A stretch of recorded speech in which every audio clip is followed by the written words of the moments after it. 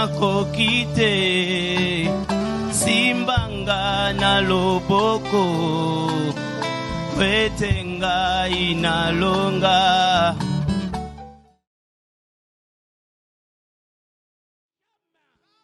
De continuer à te dire que tu es Seigneur.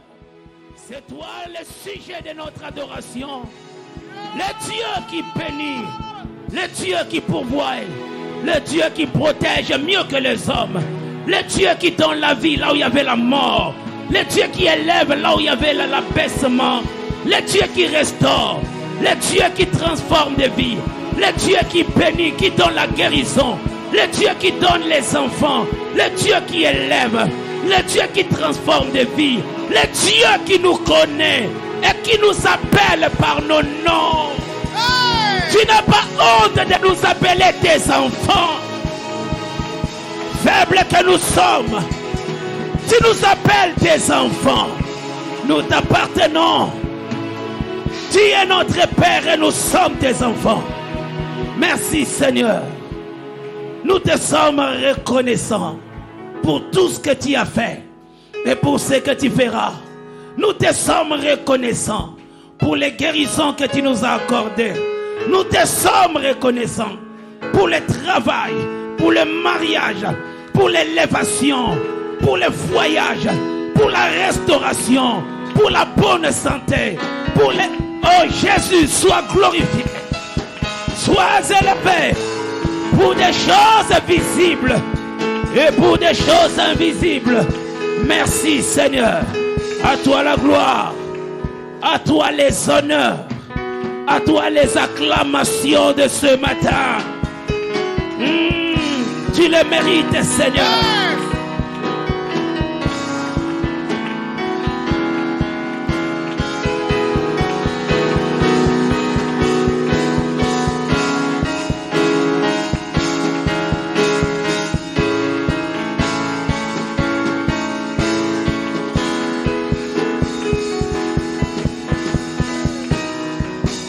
Merci Seigneur, que la gloire et l'honneur, la louange et la majesté te reviennent.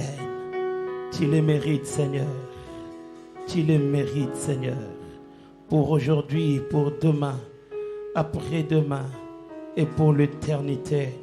Nous t'avons adoré, nous disons Amen. Acclamons les Seigneurs.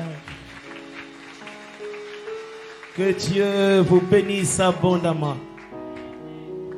Amen. Après Alpha, la vie continue. Amen. La vie ne s'arrête pas, mais la vie commence. Amen.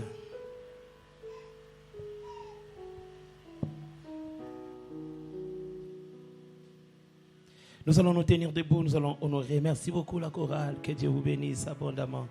Tenons-nous debout, nous allons honorer la parole de Dieu. Nous sommes dans le livre de 1 Samuel. 1 Samuel 1, nous allons lire l'histoire de Anne. Il y avait un homme de Ramathaïm, Sophim, de la montagne d'Ephraïm, nommé Elkana, fils de Jéroam, fils d'Eliou, fils de Tohu, fils de Touf, Ephrasien. Il avait deux femmes, dont l'une s'appelait Anne et l'autre Pénina. Pénina avait des enfants, mais Anne n'en avait point. Chaque année, s'étant montée dans sa ville, à Silo pour se prosterner devant l'Éternel des armées, et pour lui offrir des sacrifices. Là se trouvaient les deux fils d'Élie, Ophni et Phiné, sacrificateurs de l'Éternel. Le jour où Elkana offrait son sacrifice, il donnait des portions à Pénina, sa femme, et à tous les fils et à toutes les filles qu'il avait d'elle. Mais il donnait à Anne une portion double, car il aimait Anne que l'Éternel avait rendue stérile.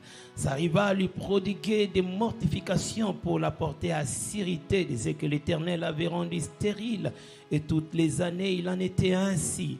Chaque fois qu'Anne montait à la maison de l'Éternel, Pénina la mortifiait de la même manière.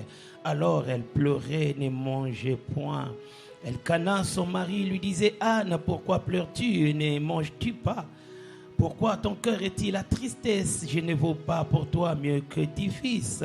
Anne se leva après que l'on eut mangé et bu à Silo. Les sacrificateurs Élie étaient assis sur un siège près de l'un des poteaux du temple de l'Éternel.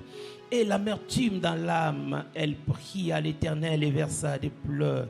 Elle fit un vœu en disant à l'Éternel des armées, si tu daignes regarder l'affliction de ta servante, et si tu te souviens de moi et n'oublie point ta servante, et si tu donnes à ta servante un enfant mâle, je le consacrerai à l'Éternel pour tous les jours de sa vie, et le rasoir ne passera point sur sa tête. Comme elle restait longtemps en prière devant l'Éternel, elle y observa sa bouche. Anne parlait dans son cœur et ne faisait que remuer les lèvres, mais on n'entendait point sa voix. Elle y pensa qu'elle était ivre et lui dit, jusqu'à quand seras-tu dans l'ivresse? Fais passer ton vin. Anne répondit, non, mon Seigneur, je suis une femme qui souffre en son cœur et je n'ai bu ni vin, ni boisson enivrante, mais j'ai répandu mon âme devant l'Éternel. Ne prends pas ta servante pour une femme pervertie, car c'est l'excès de ma douleur et de mon chagrin qui m'a fait parler jusqu'à présent. Elle y reprit la parole et dit, va en paix, que le Dieu d'Israël exauce la prière que tu lui as adressée. Elle dit que ta servante trouve grâce à tes yeux. Et cette femme s'en alla, elle mangea, et son visage ne fait plus le même. C'est la déclaration que j'annonce pour toi, que tu manges et que tu bois et que ton visage ne soit plus le même dans le nom de Jésus-Christ. Amen. Acclamons le Seigneur et prenons nos places. Que Dieu nous bénisse. L'attitude après la prière. Quand tu finis de prier, quelle attitude faudra-t-il adopter? Bien-aimés, retenons qu'avant la prière ne doit jamais ressembler à après la prière. Quand tu as prié, on doit sentir que tu as prié. Quand tu as jeûné, on doit sentir que tu as jeûné. Il ne faudrait pas que la même attitude que tu avais avant, c'est cette même attitude qu'on vient trouver après que tu aies prié. Il ne faudrait pas que le même comportement que tu as affiché avant demeure aussi après la prière. Avant la prière, tu peux être triste, mais après la prière, on doit voir en toi la joie. Avant la prière, tu pouvais te sentir rejeté. Mais après la prière, tu dois te sentir accepté. Parce que même si les hommes ne t'ont pas accepté, retiens que Dieu, quand il t'a agréé dans sa présence, c'est qu'il t'a accepté. Les hommes peuvent te dire ce qu'ils veulent. Mais cela ne doit pas caricaturer ta vie, parce que les derniers mots, le mot le plus important de ta vie ne revient pas aux hommes, mais à ton Créateur. Tu as raison de pleurer si c'est Dieu qui te dit qu'il faut pleurer. Mais tant que les hommes te provoquent, tant que les hommes te minimisent, tant que les hommes te méprisent, bien aimé, il y a quelqu'un auprès de qui tu peux aller t'abriter. Si Dieu ne t'a rien dit, les paroles des hommes ne doivent pas demeurer comme la parole de l'évangile de ta vie. On peut tout dire sur ta vie, mais tu dois te focaliser sur ce que Dieu a dit sur ta vie. C'est pourquoi toi qui te sentais rejeté avant la prière, après la prière, sens-toi accepté. Non pas seulement pour les hommes, mais pour ton Créateur. Il t'a accepté. Alléluia.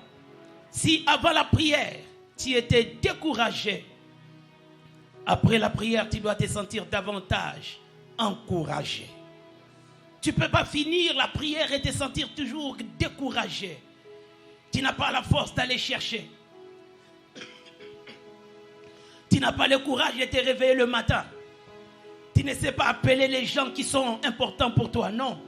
Quand tu étais découragé avant, après la prière, bien-aimé, sens-toi davantage encouragé. Parce que Dieu est de ton côté. Alléluia. Si avant la prière, tu te sentais comme un perdant, après la prière, tu dois te sentir comme un gagnant. Alléluia.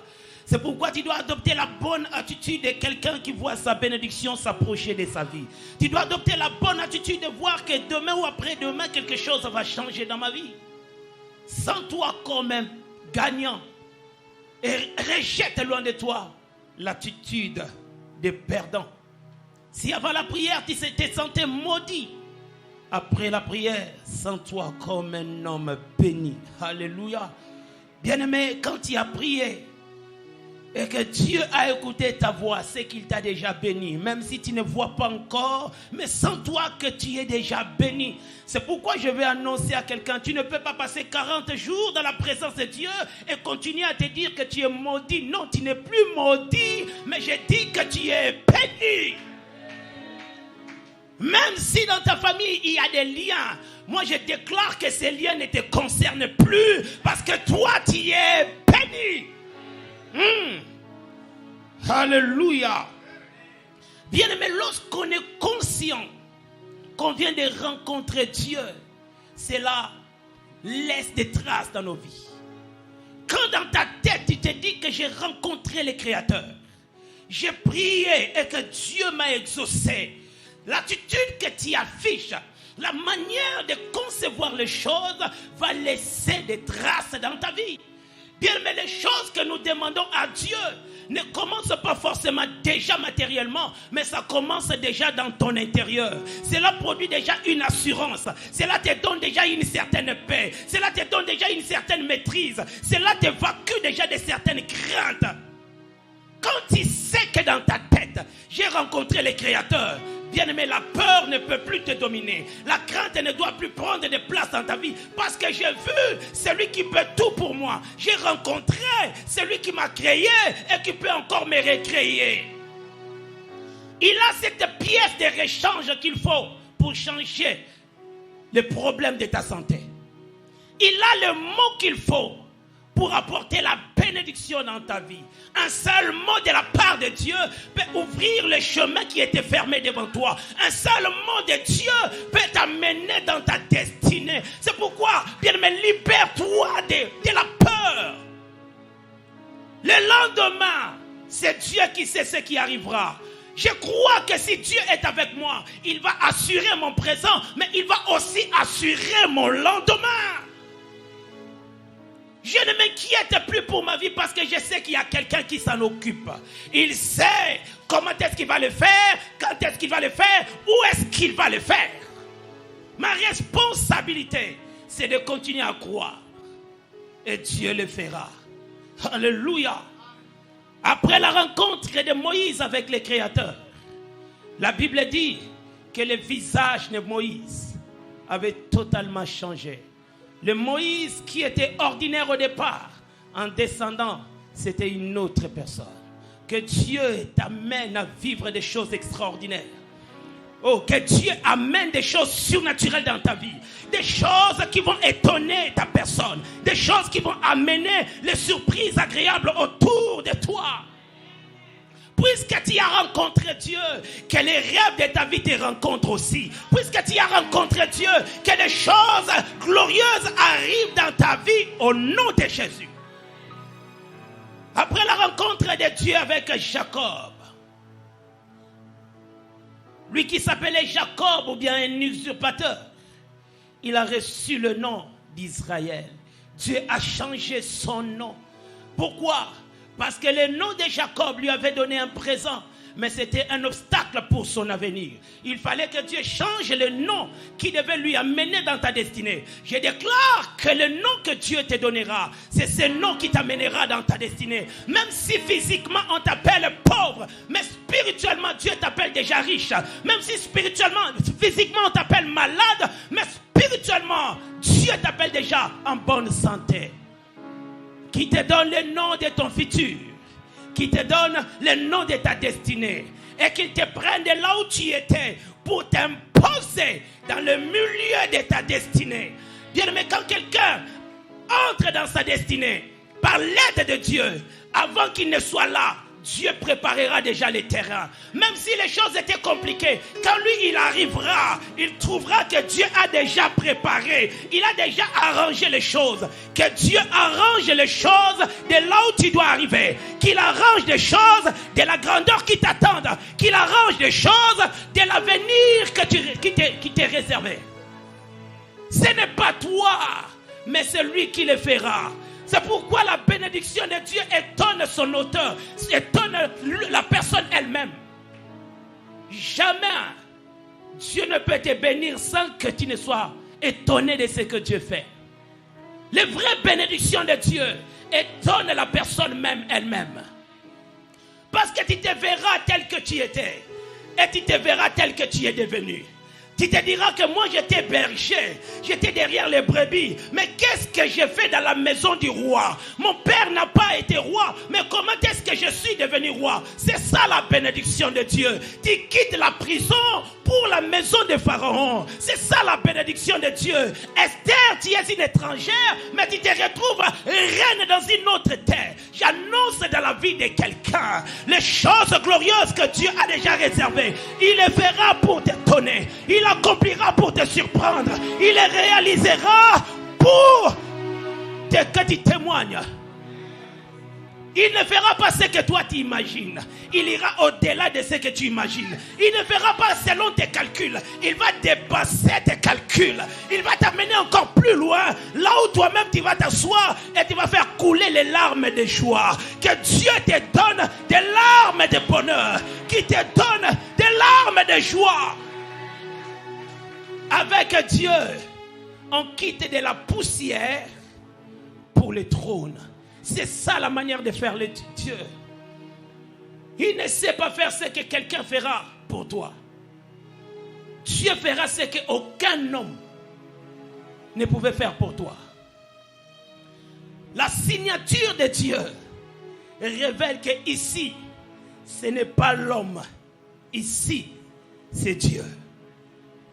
Parce que si l'homme peut te guérir avec la quinine, qu'est-ce que Dieu a gagné? Si un homme ne peut te donner que le présent, qu'est-ce que Dieu gagne comme moyen d'être glorifié? C'est pourquoi Dieu ne fera pas ce que l'homme fait. Dieu fera au-delà. Au-devant de la tombe de Lazare, les hommes étaient appelés à délier, mais Christ était appelé à ressusciter. Il le fera pour toi. Alléluia. Après la rencontre de Dieu avec Gédéon, lui qui se sentait comme le plus petit de Manassé, il a compris ce jour-là qu'il était un vaillant héros. Dieu ne l'appelle pas par le nom de son père, mais il l'appelle par le nom du ciel. J'aimerais dire à quelqu'un, il y a un nom que ton père biologique t'a donné, mais il y a aussi un nom que Dieu t'appelle, parce que ce nom-là est lié à ta destinée. Les hommes t'appellent Gédéon, parce qu'eux, ils voient ton présent. Mais Dieu qui voit ton futur, il a le nom qu'il t'a donné par rapport à ton futur. Lorsqu'Abraham avait rencontré Dieu, il avait reçu le fils et la promesse. Bien aimé, j'aimerais encore le redire. Tu ne peux pas rencontrer Dieu sans qu'il y ait des traces de Dieu dans ta vie. Tu ne peux pas prier pendant autant de jours sans qu'il y ait l'impact, l'influence de Dieu dans ta vie. Il y a des choses que Dieu a déjà faites. Tu les verras et tu en témoigneras. Il y a des choses que Dieu t'a déjà données. Tu les verras et tu les glorifieras. Alléluia. Bien, mais s'il y a une chose dont nous devons veiller après la prière, c'est notre attitude. Avant la prière, tu as besoin d'une attitude. Mais après la prière aussi, tu dois veiller à ce qu'il y ait une attitude qui peut te permettre de recevoir ce à quoi tu avais demandé à Dieu. Beaucoup de gens croient que la prière s'arrête quand on dit Amen. Non. Tu dis Amen, là tu t'arrêtes parce que tu ne parleras plus. Mais après, tu dois veiller sur ton attitude parce que la prière que tu ne fais plus, tu le feras d'une autre manière, par ton attitude. Nous avons prié pendant 40 jours. On avait parlé. Et là, les 40 jours ont pris fin. C'est bon. Mais l'attitude que nous avons, c'est la continuité de nos prières. Quand nous finissons la prière, cela ne veut pas dire que nous sortons de la présence de Dieu. Non. Nous devons demeurer dans cette présence. Et c'est en restant dans cette présence que la bénédiction viendra nous rencontrer. Dieu ne peut pas te bénir loin de lui. Non. C'est pourquoi quand il nous attire dans sa présence, c'est pour nous communiquer des choses qu'il nous avait réservées, pour accomplir des promesses qu'il nous avait faites. Tu as fini les 40 jours, mais ne sors pas de la présence de Dieu. Tu as fini de parler, mais que ton attitude continue à parler devant Dieu. Que ton silence continue à dire des choses à Dieu.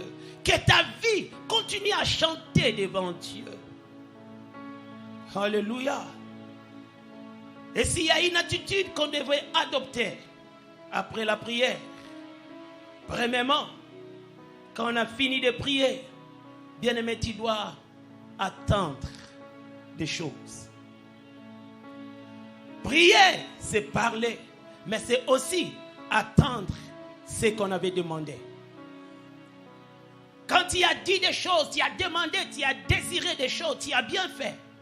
Mais quand tu dis amen à cela, est-ce que tu attends ou bien tu oublies déjà? Est-ce que tu soupires à ce que Dieu peut te donner ou bien tu tournes déjà la page, tu passes à autre chose? Bien, mais tant que tu n'as pas vu ce que Dieu t'a promis, tant que tu n'as pas vu ce que tu as demandé à Dieu, ta responsabilité c'est d'attendre et d'attendre encore. Reste au-devant de Dieu et espère en ce qu'il t'a déjà promis. L'attente révèle la confiance qu'on a envers Dieu. L'attente révèle la foi qu'on a envers Dieu. Tu ne peux pas dire que tu as confiance en Dieu. Tu ne peux pas dire que tu crois en Dieu si tu n'attends rien de la part de ce Dieu-là. Acte 3 nous montre l'attitude d'un homme qui était paralytique.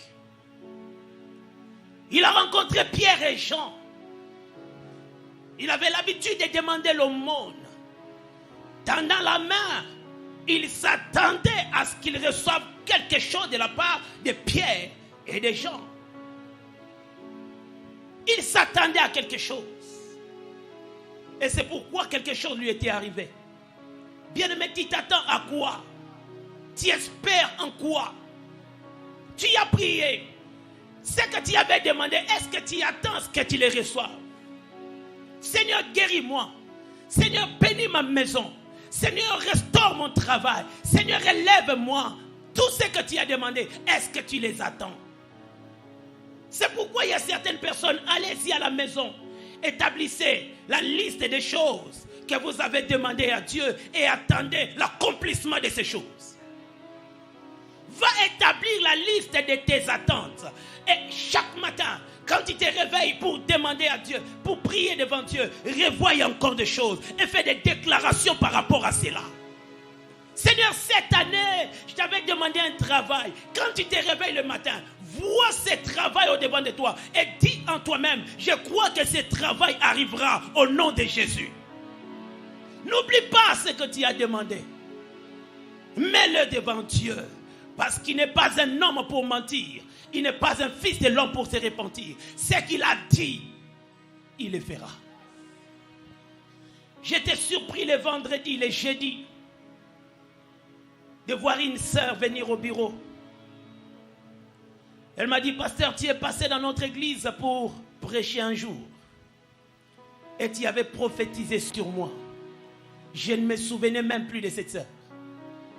Elle m'a dit, pasteur, c'était en 2020. Comment est-ce que je pouvais garder ça? Ça fait 2 ans. Elle a répété les choses. C'est quand elle commençait à parler, je me suis souvenu qu'avant de prêcher, j'avais vu une sœur et j'avais déclaré des choses. Elle m'a dit, pasteur, vous m'avez dit que Dieu le fera en 2022. Je suis venu pour sceller ce que Dieu avait dit au travers de vous. J'ai dit, Seigneur, même si tu ne devais pas le faire pour elle, tu dois le faire pour moi. Parce que la sœur, elle n'a pas oublié. Elle attend. Et comme c'est l'année de l'accomplissement, elle est revenue encore aux promesses de Dieu. Elle a scellé les promesses. Dans son cœur, elle attend ce que Dieu avait dit. Mon frère, ma sœur, celui qui n'attend rien passera à côté de sa bénédiction. Quand tu finis de prier et que tu n'attends plus rien, tu as oublié. C'est comme si tu vas s'aimer et tu rentres chez toi oubliant que tu avais fait quelque chose. Tu dois attendre à ce que Dieu le fasse.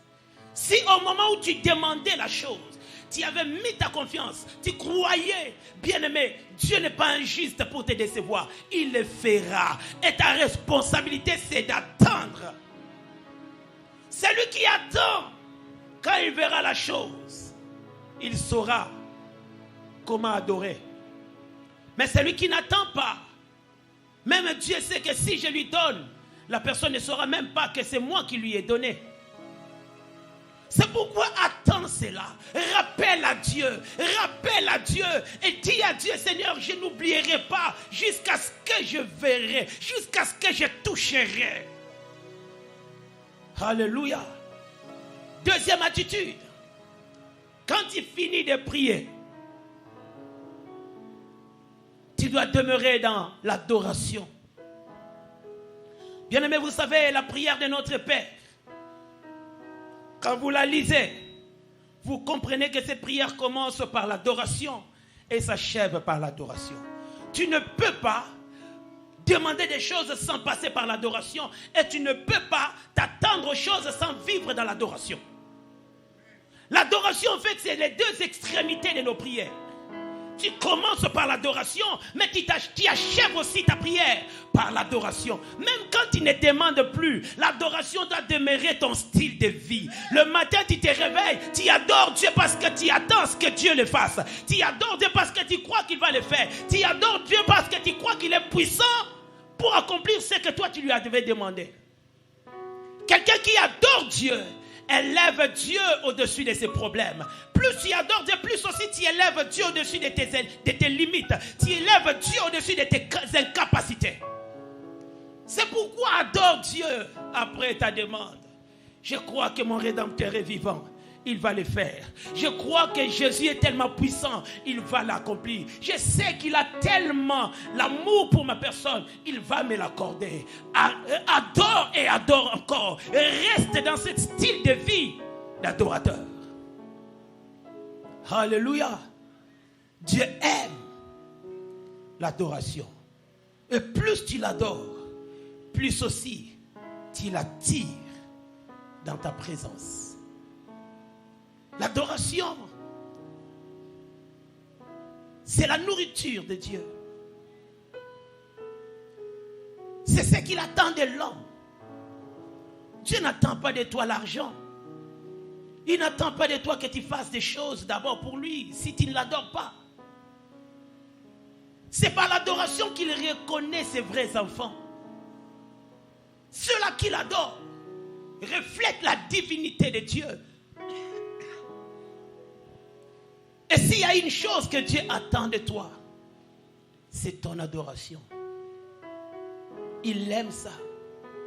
Il aime qu'on vienne se prosterner au-devant de lui. Il aime qu'on élève son nom. Il aime qu'on le célèbre à haute voix. Dieu aime l'adoration. C'est pourquoi même il a parlé de l'adoration parmi les commandements. Pas un autre Dieu, tu adoreras ton Dieu, lui seul, pas un autre. Troisième attitude que tu dois avoir. Quand tu finis de prier, bien-aimé, tu dois adopter la vie de Dieu. Tu ne peux pas prier et après entrer dans une vie qui n'est pas conforme à la parole de Dieu. Non, tu n'auras pas gain de cause. La Bible dit dans Ésaïe 59, non, la main de l'Éternel n'est pas trop courte pour bénir, ni ses oreilles dures pour vous entendre. Mais ce sont vos crimes qui mettent une séparation entre vous. Bien-aimé, prier est une chose. Mais lorsqu'après ta prière, tu retournes dans une mauvaise vie, tu vis contrairement à la parole de Dieu, au fait, c'est toi-même qui vas retarder la chose que tu avais demandé à Dieu. Tu vas empêcher à ce que la main de Dieu t'apporte ce à quoi tu avais demandé. C'est pourquoi même après la prière, bien-aimé, vis correctement devant Dieu. Marche dans la pureté. Crains Dieu. Vis correctement selon Dieu et Dieu te bénira. C'est pourquoi avant de donner à Abraham Isaac, il s'est approché d'Isaac pour lui dire, marche devant de ma face et sois intègre. Dieu ne bénit pas là où il y a la saleté. Dieu ne bénit pas là où il y a le péché. Dieu ne pourvoit pas lorsque toi tu mènes ta vie selon toi. Il a besoin que ta vie soit conforme à sa parole pour que ce qu'il a arrive dans ta vie. Ne dis pas que je ferai ce que je veux et Dieu fera ce que je veux. Non, non, non, non, non. Autant tu fais ce que tu veux, Dieu ne peut pas faire ce qu'il veut dans ta vie. Accepte de marcher selon la volonté de Dieu. Et là, tu vas ouvrir la voie à ton exaucement. Quatrième attitude. Lorsque tu as fini de prier, commence à rendre grâce. Rends grâce à Dieu. Seigneur, merci parce que tu l'as déjà fait. Dans Matthieu 14, 19, Christ pria pour la multiplication des pains. Il toucha le panier, il dit, il rendit grâce à Dieu. Et après, il donna le pain à la multitude pour manger. Avant de donner, il a commencé par rendre grâce. Avant que le miracle n'arrive, il a commencé par rendre grâce. Avant que ton témoignage n'arrive, tu dois commencer d'abord par rendre grâce. Seigneur, je sais que tu l'as déjà fait. Seigneur, je sais que tu l'as déjà accompli. Seigneur, je te dis déjà merci parce que je l'ai déjà vu dans ma vie. Quelqu'un qui rend grâce à Dieu, il croit doublement que la chose lui est déjà acquise. Tu dois apprendre à rendre grâce même si tu n'as pas encore vu. C'est ça la maturité chrétienne. Tant que tu sais que Dieu est déjà favorable à ta prière et qu'il a entendu ta voix, bien-aimé, bénis déjà Dieu. Si le monde dit qu'on ne chante pas la victoire avant la guerre, étant enfant de Dieu, nous pouvons chanter la victoire avant la guerre. David s'approche de Goliath. Avant même qu'il ne touche Goliath, il dit, aujourd'hui je couperai ta tête. Aujourd'hui, je donnerai ta tête aux oiseaux du ciel. Mais David, comment tu dis ça? Tu n'as pas même coupé la tête. Il savait déjà que ce qu'il disait, c'est ce qui allait arriver. Quand tu rends grâce, tu déclares des choses qui vont arriver. Tu proclames des choses qui vont s'accomplir. Je sais que bientôt, je verrai. Je sais que bientôt, je toucherai. Je sais que bientôt, j'entrerai. Et ce qui sort de ta bouche avec confiance finira toujours par se réaliser. Dieu ne peut pas te confondre lorsque tu parles et que tu déclares des choses par la foi. Il ne va jamais te confondre. Rends grâce à Dieu, frère. Si tu avais demandé des choses, bénis Dieu pour cela. Et vis comme si tu avais déjà la chose. C'est ça, avoir la foi. Alléluia. J'aimerais conclure en disant ceci.